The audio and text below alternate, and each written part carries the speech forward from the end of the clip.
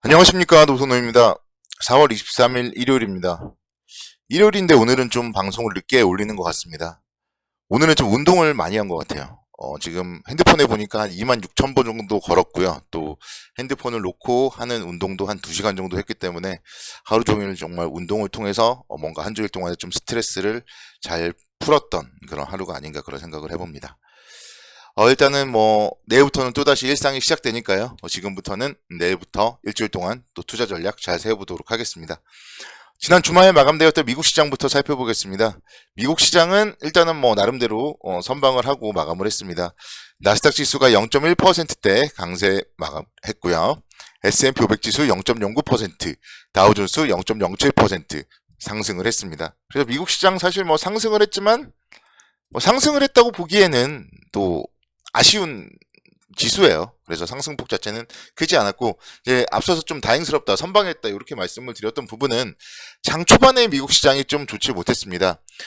미국에서 7번째로 큰 은행인 트러스트 파이낸셜이라는 기업이 좀 부진한 실적을 발표하면서 은행주들이 좀 약세를 보였고, 리튬 관련주들도 약세를 보이는 등의 좀 개별 업종들의 이슈로 장 초반이 좋지 못했었는데, 다행히 장 막판 들어서 좀 IT 업종을 중심으로 해서 반등을 하면서 3대 지수 모두 그래도 또 상승 마감을 했다, 이런 부분들의 위안을 삼아 볼 수가 있을 것 같습니다.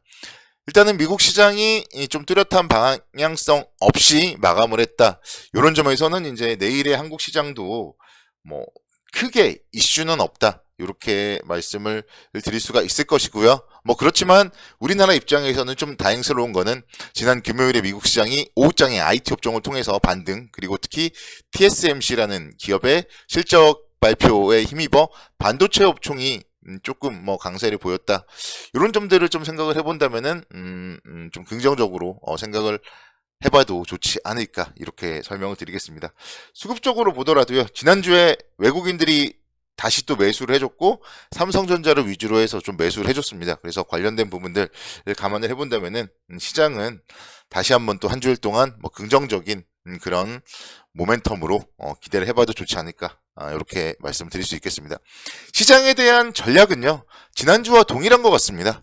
지난주에 사실은 이제 쉴 수 있겠지만 쉬더라도 좀 긍정적인 관점으로 유지하자, 그런 얘기들을 드렸었는데, 지난주가 일단은 쉬었죠. 월요일부터 시작해서 계속적으로 2600선대를 이제 고점으로 해서 넘지를 못하고 횡보하다가 금요일날 하락은 딱 하루 했습니다.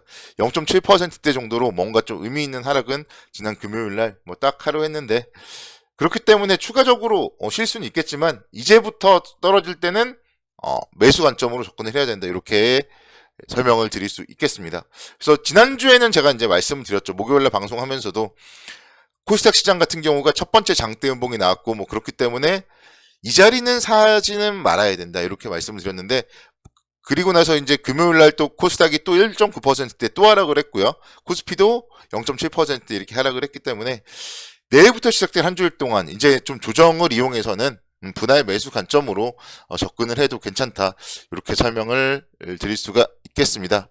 특히나 이제 중국 소비 관련주들이 좀 지난주에 강세를 보였던 점이 특징적이었다면은 계속적으로 좀 중국과 관련된 부분들에 대해서는 긍정적 관점으로 접근해보자, 이렇게 말씀을 드리고 싶고, 이슈적으로 봤을 때는 이슈를 적어놨는데 지금 지워졌거든요. 근데 사실 이번 주에는 뚜렷한 그런 이슈는 없습니다. 각 기업들의, 개별 기업들의 실적에 주목을 해야 될 그런 한 주고, 이제 더 중요한 부분은 다음 달 3일에 FOMC 회의가 있습니다. 그렇기 때문에 다음 달 3일에 있을 FOMC 회의에 좀 영향권에 진입하는 4월의 마지막 주다, 이렇게 본다면은 관련되어서 계속적으로 긴축, 금리 이런 얘기들과 함께 좀 변동성을 보일 수 있다. 그렇지만 0.25% 정도 금리 인상에 대한 부분은 우리가 모두 다 알고 있기 때문에 조정은 매수의 기회다, 이렇게만 좀 생각을 하시면 긍정적 관점으로 접근이 가능하다, 이렇게 설명을 드릴 수가 있겠습니다. 특히 지난주에 유로존의 인플레이션 문제가 조금 부담으로 작용을 했기 때문에 관련된 이슈들 계속 체크를 해봐야 될 것이고, 그리고 이제 무엇보다도 이번 주는 기술주들의 실적 발표에 주목을 해봐야 됩니다. 미국에서 25일날 알파벳, 26일날 메타, 그리고 27일날 아마존과 인텔 등이 1분기 실적 발표를 앞두고 있고,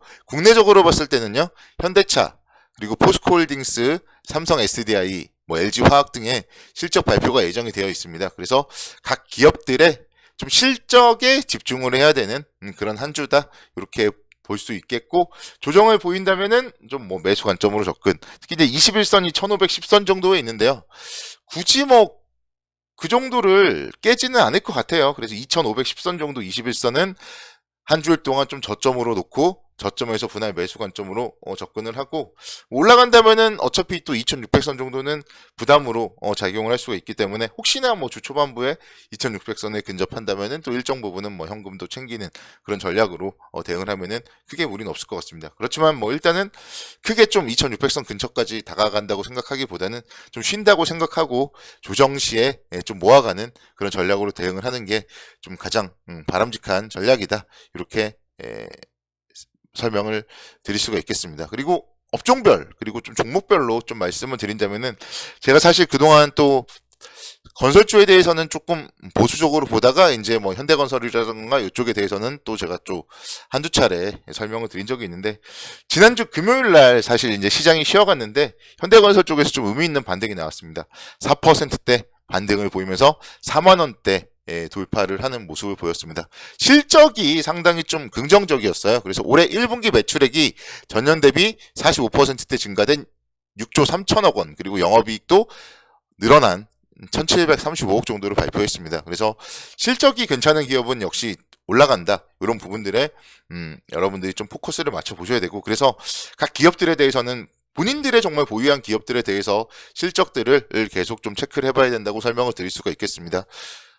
계속적으로 신규 수주가 이어지고 있는 게 현대건설의 좀 특징이에요. 그래서 벌써 5조 원 정도 이상 수주를 하면서 연간 계획의 20% 정도는 일단 뭐 달성을 했습니다.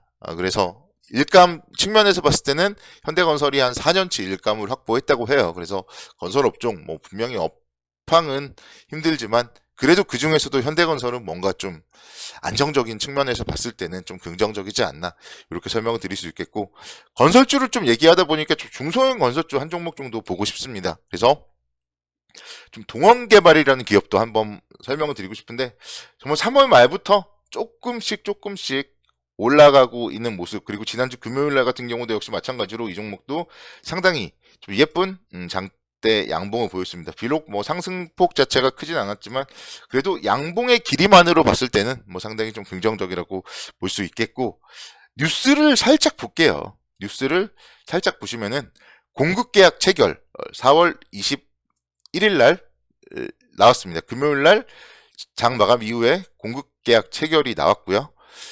관련되어서 또 4월 6일 날 또 공급계약 체결 나왔습니다. 4월 4일 날 또 공급계약 체결. 뭐 물론 이거는 이제 작년도 거의 정정이지만, 어쨌든 계속적으로 이렇게 부동산 부근에서 공급 계약을 뭐 체결하고 있는 좀 중소 건설사다, 이렇게 설명을 드릴 수가 있겠고, PER 측면에서 봤을 때 상당히 좀 저평가되어 있는 기업입니다. 그래서 주당 순이익이 작년도 12월 기준으로 했을 때 900원 정도가 나와요. 그러면은 뭐 PER 10배 정도면은 9,000원 정도.